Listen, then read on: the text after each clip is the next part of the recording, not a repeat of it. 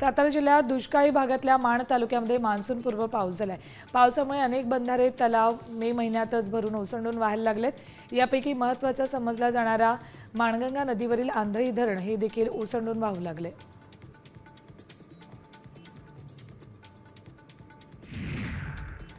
कोल्हापूरचा राऊतवाडीचा धबधबा प्रवाहित झालाय। राधानगरी तालुक्यात राधानगरी धरण क्षेत्र परिसरातील राऊतवाडी धबधबा पर्यटकांच्या आकर्षणाचा बिंदू आहे। सध्या मुसळधार पाऊस सुरू आहे, अशात धबधब्यावर पर्यटक हुल्लडबाजी करतात, त्यामुळे पर्यटकांना या परिसरात तात्पुरती बंदी घालण्यात आली।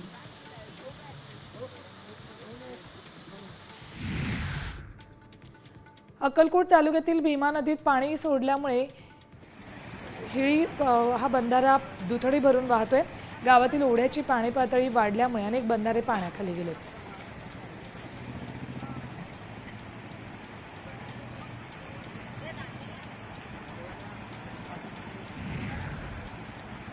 सोलापूरमध्ये वादळी वाऱ्यासह आलेल्या पावसाने शेतीचं मोठं नुकसान झाले। बोरामणी इथे राहणारे शेतकरी मल्लीनाथ पटणे यांची पपईची बाग पावसामुळे उद्ध्वस्त झाली। यात त्यांचं लाखोंचं नुकसान झाले।